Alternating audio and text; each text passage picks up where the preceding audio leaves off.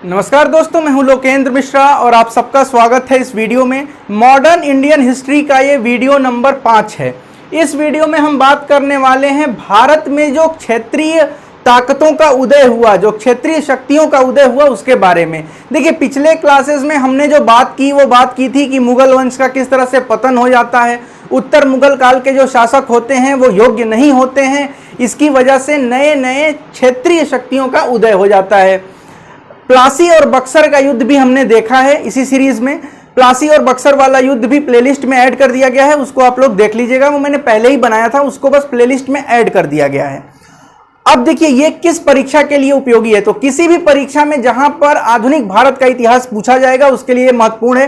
फिलहाल इस वीडियो को मैं ज्यादा फोकस कर रहा हूं उन लोगों के लिए जो यूपी ट्रिपल एससी का पीईटी एग्जाम देने वाले हैं। देखिए, पीईटी एग्जाम में अगर जब आप क्वालिफाई करेंगे तो आप आगे यूपी ट्रिपल एससी के द्वारा आयोजित होने वाली लगभग 50,000 के वैकेंसी वाली परीक्षाओं के लिए आप योग्य रहेंगे। तो उस वैकेंसी को अगर आप फोकस कर रहे हैं तो देखिए, उसमें सीधे सीधे लिखा है इंडियन नेशनल मूवमेंट। आधुनिक भारत के इतिहास में वो सिर्फ स्वतंत्रता आंदोलन पे फोकस करेगा, लेकिन चूंकि मैं पहले ही 4 वीडियो बना चुका हूं तो इसलिए मैं पूरे मॉडर्न हिस्ट्री को लेकर चल रहा हूं। आपको करना क्या है कि इस 1-2 वीडियो अभी जो आएगा इस पर कम फोकस करना है, इसके बाद वाले फोकस में जब मैं बोलूंगा तो ज्यादा फोकस करना है आपको। फिलहाल के लिए यह आपको इसलिए बताया जा रहा है कि आपको एक बैकग्राउंड तैयार हो जाए पूरे आधुनिक भारत के इतिहास का कि कैसे भारत आगे बढ़ा। अगर आप 5 वीडियो 15-15 मिनट का एक्स्ट्रा भी देख लेते हैं तो आपका 1 घंटा जाएगा, या 1.5 घंटा या 2 घंटा अगर आपका जाता है तो 2 घंटे या 1.5 घंटे के इस पूरे 6-7 वीडियो में आप आधुनिक भारत को कैसे पढ़ना चाहिए, कैसे आपको देखना है इतिहास को, यह क्लियर हो जाएगा। तो इस बारे में आज हम बात करेंगे कि क्षेत्रीय शक्तियों का उदय क्यों हुआ। अब कारण उठता है कि आखिर इन शक्तियों का उदय क्यों हुआ। तो उदय इसलिए हुआ क्योंकि भारत में एक जो सेंट्रल साम्राज्य था, केंद्रीकृत साम्राज्य था, वो था मुगल वंश। और मुगल वंश का पतन हमने देख लिया कि उसके जो रूलर्स आए वो अब योग्य नहीं रह गए। औरंगजेब के बाद जो भी आए, बहादुर शाह जफर के बारे में देखा, बहादुर शाह प्रथम के बारे में देखा, शाहजहां सेकंड के बारे में देखा, अकबर सेकंड के बारे में देखा, ये इसमें से कोई भी योग्य नहीं निकला। रंगीला के बारे में हमने पढ़ा था। अब यहां आप समझिएगा, इसकी वजह से कुछ क्षेत्रीय राजाओं का उदय होता है। जैसे अवध में आपको नवाब देखने को मिलेंगे, बंगाल में फिर Rajput state, Maratha state, Mysore state, Kerala और नॉर्थ वेस्टर्न फ्रंटियर प्रोविंस में उत्तर पश्चिम सीमा प्रांत, और इसके साथ साथ सिखों का उदय आपको देखने को मिलेगा। अब हमें क्या पढ़ना है आज की क्लास में, वो है मैसूर का उदय। मैसूर के बारे में पढ़ना है।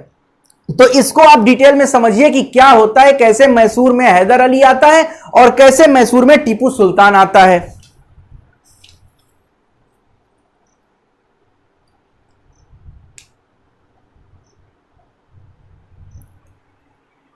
(1565) में एक युद्ध होता है, तालीकोटा का युद्ध। 1565 में इस युद्ध के बाद विजयनगर साम्राज्य जो है वो बड़ा कमजोर हो जाता है, और विजयनगर साम्राज्य दक्षिण भारत का सबसे महत्वपूर्ण साम्राज्य था। जब विजयनगर का साम्राज्य कमजोर होने लगता है तो इस पूरे मैसूर वाले क्षेत्र में एक नई डायनास्टी का उदय, एक नए वंश का उदय होता है, जिसको हम वोडियार वंश कहते हैं। अब वोडियार वंश के उदय के बाद से समय थोड़ा सा बदलता है और वोडियार वंश भी एक कम पावरफुल वंश हो जाता है। क्यों हो जाता है? क्योंकि मैसूर के आसपास हैदराबाद है और मराठा किंगडम है। मराठा और हैदराबाद ताकतवर हैं, तो वो बार बार मैसूर के ऊपर प्रेशर डालते रहते हैं और मैसूर धीरे धीरे राजनीतिक रूप से भी कमजोर हो जाता है। इसी समय अब जरूरत है मैसूर को एक ऐसे योद्धा की जो मैसूर की स्थिति को सुधार सके, और ये योद्धा आता है मैसूर में। उसका नाम है हैदर अली। हैदर अली बहुत बहादुर भी है और बहादुर के साथ साथ कूटनीति में भी माहिर है, डिप्लोमेसी में बहुत आगे बढ़ा हुआ व्यक्ति है। इसकी डिप्लोमेसी की ताकत क्या है, जैसे ही हम आंग्ल और मैसूर युद्ध पढ़ेंगे तो आप समझ जाएंगे। देखिए, अब क्या होता है, हैदर अली जब आता है तो वो सोचता है कि हैदराबाद से और मराठा से अगर प्रॉपर टक्कर लेना है, अगर उनसे टक्कर लेना है और जीतना है, तो केवल घुड़सवार और पैदल सवार की सेना बनाने से काम नहीं चलेगा। उसके लिए चाहिए हमें तोप। तो तोप वगैरह के सिस्टम, आर्टिलरी वगैरह बहुत अच्छे तरह से विकसित करता है हैदर अली, और इसके नेतृत्व में मैसूर एक शक्तिशाली साम्राज्य के तौर पे उभरता है और हैदर अली इसका बनता है राजा। मैसूर का जो आप कह सकते हैं मैसूर का जो वंश रहेगा वो हैदर अली से यहां पे शुरुआत उसकी हो जाती है। अब हम बात करें कि मैसूर के साथ ब्रिटिश कंपनी जो है उसका युद्ध होता है। क्यों होता है? देखिए 1757 में प्लासी और 1764 में बक्सर जीतने के बाद अब अंग्रेजों की दिमाग एकदम क्रिस्टल क्लियर है कि करना क्या है। अब उन्हें भारत में अपनी सत्ता स्थापित करनी है, अपना साम्राज्य स्थापित करना है, भारत में अब राज करना है, सिर्फ कंपनी और फैक्ट्री नहीं चलाना है। इसलिए वो क्या करता है, अलग अलग क्षेत्रीय जो उभरे हैं, अलग अलग देखिए आप अवध, बंगाल, राजपूत, ये लोग जो क्षेत्र में शक्तियां उभरी हैं इनसे युद्ध करेगा। तो इसी कड़ी में आंग्ल मैसूर युद्ध के बारे में, एंग्लो मैसूर वॉर के बारे में हम पढ़ते हैं। तो फर्स्ट एंग्लो मैसूर वॉर जो है वो 1767 से 69, 1767 से 1769 के बीच में लड़ा गया। इसके पीछे का बैकग्राउंड सबसे पहले आप समझिएगा। बैकग्राउंड यह है कि देखिए ब्रिटेन और हैदराबाद के निजाम के बीच में एक संधि हुई थी 1766 में। इस संधि में कहा गया था कि ब्रिटिश जो है वो हैदराबाद के नवाब की, हैदराबाद के निजाम की प्रोटेक्शन करेगा हैदर अली के साथ। यानी कि ब्रिटिश हैदराबाद के साथ हो गया है इस युद्ध में। लेकिन मैंने आपसे कहा था कि जो हैदर अली है वो बहुत डिप्लोमेटिक आदमी था। उसने क्या किया, उसने सोचा कि देखिए शुरुआत में आप देखिए कंपनी यानी कि ब्रिटिश कंपनी, मराठा और निजाम तीनों की पार्टी एक साथ है और हैदर अली अकेले हैं। इन दोनों के बीच में पहला आंग्ल मैसूर युद्ध होने जा रहा है। लेकिन यहां पे हैदर अली ने अपनी डिप्लोमेसी, अपनी कूटनीति का प्रयोग किया और बड़े ही आसानी के साथ मराठा के साथ डिप्लोमेसी खेल के कहा कि मराठा भाई तुम हो जाओ न्यूट्रल, मतलब तुम रहो उसके साथ लेकिन कुछ वार वार मत करना, तुम न्यूट्रल हो जाओ। धीरे से निजाम साहब से कहा कि निजाम साहब आप भी हमारे साथ हो जाइए और अंत में ये दोनों लगभग इसके साथ हो जाते हैं। कंपनी पड़ जाती है अकेली और जैसे ही कंपनी अकेली पड़ती है हैदर अली हो जाता है इन लोगों पे भारी और हैदर अली जीत जाता है ये युद्ध। लेकिन जब ये हैदर अली जीतता है उससे पहले देखिए ये लोग अटैक करते हैं मैसूर पे, लेकिन हैदर अली अचानक से मद्रास की गेट पर पहुंच जाता है और अचानक मद्रास की गेट पर जब हैदर अली को ये लोग देखते हैं तो इनकी हालत हो जाती है खराब और हालत खराब हो जाती है, पूरी सेना तितर बितर हो जाती है और अंत में एक बड़ा ही ह्यूमिलेटिंग ट्रीटी साइन करना पड़ता है ब्रिटिश को मैसूर के हैदर अली के साथ। ह्यूमिलेटिंग मतलब क्या होता है, मतलब उसमें सम्मान की बात नहीं है, मजबूर कर दिया तुमको कि तुम ये ट्रीटी साइन करो नहीं तो तुम्हारा खात्मा है। तो मद्रास की संधि साइन होती है किसके किसके बीच में, ब्रिटिश कंपनी के बीच में और हैदर अली के बीच में। इस ट्रीटी से क्या होता है, इस ट्रीटी में होता है कि हैदर अली को अगर भविष्य में कभी भी जरूरत पड़ी तो ब्रिटिश कंपनी हैदर अली को युद्ध में सपोर्ट करेगी। मतलब क्या हुआ, अगर कभी भविष्य में मराठा या निजाम या कोई और भी व्यक्ति, कोई और भी सेना लेकर मैसूर पे अटैक करता है तो हैदर अली का साथ ब्रिटिश देगा। यह पहली शर्त थी।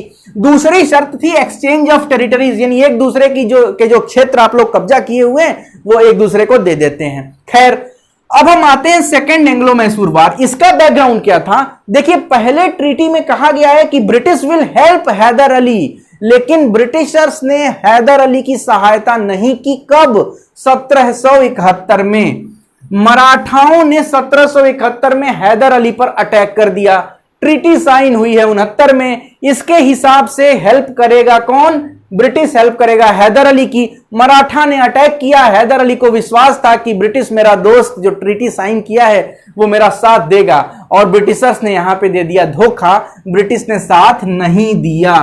ब्रिटिशर्स ने जब साथ नहीं दिया तो ये खार खाए हुए बैठा था पहले से ही। फिर इसने सोचा, उसी समय अमेरिका में इंडिपेंडेंस के लिए युद्ध चल रहा था, अमेरिका में स्वतंत्रता आंदोलन चल रहा था और वहां भी फ्रांस ब्रिटेन बटे हुए थे। अब यहां पर यह सोचता है हैदर अली कि यार अगर फ्रांस के साथ हम अपना एक अलायंस बना लें, फ्रांस के पक्ष में आ जाए तो मजा आ जाए। अब ये फ्रांस की तरफ अट्रैक्ट हो जाता है हैदर अली और फ्रांस के साथ जैसे ही हैदर अली की नजदीकी बढ़ती है वैसे ही ब्रिटिश के पेट में दर्द होना शुरू हो जाता है कि यार अगर फ्रांस के साथ हो गया हैदर अली तो कहीं फ्रांस फिर हमसे अटैक ना कर दे। कर्नाटक के युद्ध वगैरह उधर आपने देखे ही थे, इनके बीच में राइवलरी चल रही है आंग्ल और फ्रांस के बीच में। तो इसी का फायदा उठाते हुए ब्रिटिश क्या करते हैं, कैप्चर करने की कोशिश करते हैं माहे को। माहे जो जगह है इसको कैप्चर करने की कोशिश करता है ब्रिटेन। अब डिप्लोमेसी फिर अपना दिखाता है हैदर अली, हैदर प्लस मराठा प्लस निजाम। देखिए इसी मराठा ने कभी अटैक किया था मैसूर पर, और यही मराठा इस बार हैदर अली के साथ ब्रिटिश के साथ युद्ध करने के लिए तैयार है। और यह युद्ध होता है, कर्नल बेली रहते हैं, ब्रिटिशर्स के नेतृत्व करते हैं। और इस युद्ध में क्या होता है, ब्रिटिशर्स ने बड़ी चालाकी के साथ इस अलायंस को तोड़ दिया। अलायंस यानी कि हैदर अली, मराठा और निजाम, इनके अलायंस को तोड़ दिया। इस बीच हैदर अली ने आरकोट पे कैप्चर कर लिया। आरकोट क्या है, कर्नाटक की राजधानी है, पहले ही बताया था पिछले वीडियो में। जब ये अलायंस टूट जाता है, फिर 1782 का समय आता है। युद्ध के शुरुआत के 2 साल बाद कैंसर हो जाता है हैदर अली को, और हैदर अली मर जाता है। जब हैदर अली मरता है तो उसका पुत्र है टीपू सुल्तान, वो आ जाता है मैदान में।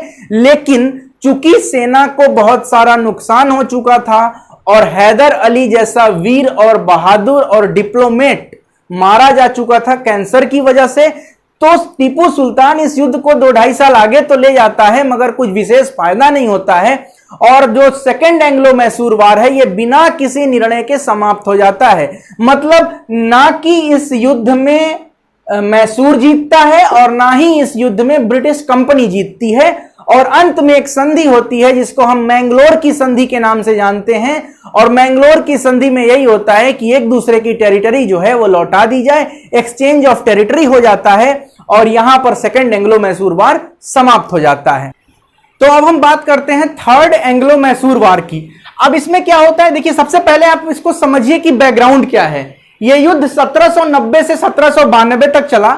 इसके बैकग्राउंड में क्या है कि त्रावणकोर, आप यहां पे देख रहे हैं त्रावणकोर, तो टीपू ने त्रावणकोर पे अटैक किया। अब जब ये त्रावणकोर पे अटैक करता है तो ब्रिटिशर्स जो हैं ये त्रावणकोर का साथ देते हैं। जब ये इसका साथ देते हैं मतलब अलायंस बन गई इन दोनों की।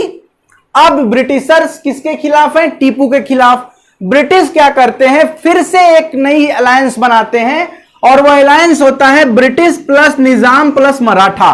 ये तीनों मिल जाते हैं एक साथ, और टीपू के साथ होता है युद्ध। इस युद्ध में टीपू सुल्तान की हो जाती है हार, और इस हार के बाद एक ट्रीटी साइन होती है जिसको हम कहते हैं श्रीरंगपट्टनम की संधि, ट्रीटी ऑफ श्रीरंगपट्टनम। इसको याद रखिएगा आप कि इस संधि का बहुत महत्व है। महत्व इस तरह से है कि चूंकि टीपू सुल्तान हार गया है, जो हारता है मजबूरी उसकी होती है, तो अब जो हारा है उसको ज्यादा दुख होगा इस ट्रीटी से, उसको ज्यादा कष्ट होगा। कष्ट ये हुआ कि लगभग आधे से अधिक क्षेत्र जो मैसूर का था वो हो गया ब्रिटिशर्स के कब्जे में, आधा इनका एरिया चला गया। 3 करोड़ रुपए टीपू सुल्तान को कहा गया कि 3 करोड़ रुपए तुम दो, क्यों दोगे, वॉर के डैमेज के लिए, इस युद्ध के लिए जिम्मेदार तुम हो, और इसमें जो खर्चा हुआ है, जो नुकसान हुआ है, उसके लिए 3 करोड़ रुपए दो। और जब तक 3 करोड़ पूरे नहीं दे देते तब तक सिक्योरिटी के तौर पर तुम्हारे 2 बच्चों को, जो इनके पुत्र थे टीपू के, ये ब्रिटिशर्स अपने साथ इनके 2 बच्चों को लेकर चले गए। तो कितना ह्यूमिलेटिंग ट्रीटी है कि मैसूर एक ऐसा इंडिपेंडेंट स्टेट जो हैदर अली के समय इतनी ऊंचाई पे उठा था, उसी के समय में, उसके पुत्र के समय में आधे से अधिक उसकी टेरिटरी ले ली गई, उनसे 3 करोड़ रुपए भी मांगे गए, और उसके बच्चों को लेकर ये मतलब ब्रिटिश कंपनी जो है वो चली भी गई। इस युद्ध के बाद, इस ट्रीटी के बाद ये युद्ध समाप्त होता है, और तब हम आते हैं चौथे एंग्लो मैसूर वॉर के बारे में, चतुर्थ आंग्ल मैसूर युद्ध 1799 में। एक चीज मैं आपको और बताना चाहता हूं, इसमें मराठा और अंग्रेजों के बीच में 1782 में एक संधि हुई थी जिसको सलबाई की संधि बोलते हैं। ट्रीटी ऑफ सलबाई 1782 में मराठास और ब्रिटिश कंपनी के बीच में हुई थी। इसमें एक शर्त यह था कि अगले 20 साल तक, मतलब 1782 से लेकर 1802 तक ब्रिटिशर्स और मराठा के बीच में शांति रहेगी, किसी प्रकार का युद्ध नहीं होगा। यह बहुत बड़ी चाल थी अंग्रेजों की। चाल इस तरह से थी कि एक पावरफुल किंगडम से लड़ने के लिए आसान है, मगर अगर दो तीन पावरफुल राजाओं से लड़ना हो तो मुश्किल में पड़ जाएंगे। आधी सेना उधर भेजो मराठा से लड़ने, आधा निजाम से लड़ रही है, आधा मैसूर से लड़ रही है। इसलिए अच्छा है ब्रिटेन के बारे में यह सोचना कि ब्रिटेन ने यह सोचा कि एक एक करके जीतते हैं, मैसूर को जीत लेंगे, फिर मराठा को जीतेंगे, फिर हैदराबाद, फिर सिख, फिर निजाम, ऐसे करते करते एक समय आएगा कि पूरे भारत में राज हो जाएगा। हुआ भी यही। 1782 में जो सलबाई की संधि होती है, सलबाई की संधि आप याद रखिएगा 1782 में होती है। इसमें यह एक शर्त होता है कि अगले 20 साल तक मराठा अंग्रेजों से नहीं लड़ेंगे, और ठीक वही होता है। देखिए मराठा अंग्रेजों के साथ लड़ रहा है, 1790-92 में उसके खिलाफ नहीं लड़ रहा है। 1792 में 99 में जब यह युद्ध होता है तो इसमें भी वही चीज है। अब देखिए 92 से 99 के बीच का जो समय है, 1792 से 1799 के बीच का जो समय है, उस समय में क्या हो रहा है, टीपू जो है वो ट्राई कर रहा है, कोशिश कर रहा है अपने लॉसेस को मेंटेन करने के लिए, जो नुकसान हुआ है उसकी भरपाई कैसे कर लें। At the same time britishers were also working hard to recoup their losses which they have faced during third Anglo Mysore war. तो अब तीसरे और चौथे एंग्लो मैसूर वॉर में जो इन लोगों की हार हो रही है, इसको ये चाह रहे हैं कि कैसे बैलेंस किया जाए नुकसान को। तो ठीक उसी समय आता है लॉर्ड वेलेस्ली। जॉन शोर के बाद आते हैं गवर्नर जनरल के पोस्ट पे लॉर्ड वेलेस्ली, और लॉर्ड वेलेस्ली जो है ये सब्सिडरी अलायंस लेके आता है। इसके बारे में हम डिटेल से अगली वीडियो में डिस्कस करेंगे, जब ब्रिटिशर्स के नियम के बारे में डिस्कस करेंगे, डॉक्ट्राइन ऑफ लैप्स और ये सब्सिडरी अलायंस वगैरह सारी चीजें। तो सब्सिडरी अलायंस में ये कहता है कि सब्सिडरी अलायंस में आ जाओ, मेरी बात मान लो, लेकिन टीपू सुल्तान इससे नकार देता है, कहता है कि मैं सब्सिडरी अलायंस में आपके साथ नहीं आऊंगा। याद रखिएगा ये सब्सिडरी अलायंस ये हैदराबाद के साथ कर चुका है, हैदराबाद के साथ ये सहायक संधि हो चुकी है, और मराठा के साथ सलबाई की संधि हो चुकी है। मतलब 20 साल तक मराठा चुप, और सहायक संधि के तरह से जो निजाम है वो भी चुप हो गया। अब पड़ गए टीपू सुल्तान अकेले। सोचा कि यह भी मान लेगा, टीपू सुल्तान नहीं माना, और बहादुरी के साथ लड़ते हुए 1799 में टीपू सुल्तान की मृत्यु हो जाती है फोर्थ एंग्लो मैसूर वॉर में। और जब टीपू सुल्तान की मृत्यु होती है इस युद्ध में, तो ब्रिटेन, मराठा और निजाम एक साथ है, टीपू सुल्तान अलग है, और बहादुरी के साथ लड़ते हुए टीपू सुल्तान मर जाते हैं। और टीपू सुल्तान के निधन के बाद से जो मैसूर है वो एक प्रिंसली स्टेट के तौर पर अब आ जाता है किसके कब्जे में, आ जाता है ब्रिटिश कंपनी के कब्जे में। इस तरह से मैसूर और अंग्रेजों के बीच में जो संघर्ष था, इस वीडियो के माध्यम से हमने देखा। अगली वीडियो में मराठास के बारे में देखेंगे, उसके बाद जल्दी जल्दी जनजातीय आंदोलन थोड़े से पढ़ के और 1857 की क्रांति पर आएंगे, ताकि इंडियन नेशनल मूवमेंट का जो इंपॉर्टेंट पार्ट है वो शुरू हो सके। तो बहुत बहुत धन्यवाद आप सबका। एक बात याद रखिएगा, अगर आपको पेट क्लियर करना है तो सारे वीडियोस देखते रहिए। कोशिश करेंगे हम लोग, अगर कोई कोर्स वगैरह लॉन्च करते हैं तो उसके बारे में भी। फिलहाल सारे वीडियोस फ्री हैं बिल्कुल अच्छे से। इकोनॉमी की क्लास भी आपकी चल रही है, हिस्ट्री की भी चल रही है, और कल से आपकी जनरल अवेयरनेस की क्लास भी शुरू हो जाएगी, जिसमें कि जो आपके पेट के सिलेबस में है वो सारी चीजें पढ़ाई जाएंगी। हमारा ये जो टाइटल है वो है पेट नहीं तो सेट नहीं। मतलब अगर आपने पेट क्वालिफाई नहीं किया तो आने वाली 50,000 वैकेंसी के लिए आप एलिजिबल नहीं होंगे यूपी में, ये मान के चलिएगा। जब तक लास्ट डेट नहीं आता है फॉर्म भर लीजिए अच्छे से, और रजिस्ट्रेशन वगैरह करके फॉर्म भर के फीस पेमेंट करके आराम से बैठ जाइए, वीडियोस देखते रहिए। कहीं से कुछ भी क्वेश्चन ऐसा नहीं आएगा जो आप नहीं कर पाए, सब आपको मिलेगा इससे। बहुत बहुत धन्यवाद वीडियो देखने के लिए। अगर अच्छा लगता है तो लाइक करें, कमेंट करें, शेयर करें, चैनल को सब्सक्राइब करें, और जो हमारा फ्री वाला टेलीग्राम ग्रुप है, जो चैनल है, उसको आप जरूर ज्वाइन करें, डिस्क्रिप्शन में लिंक है। मिलते हैं अगले वीडियो में आपके साथ।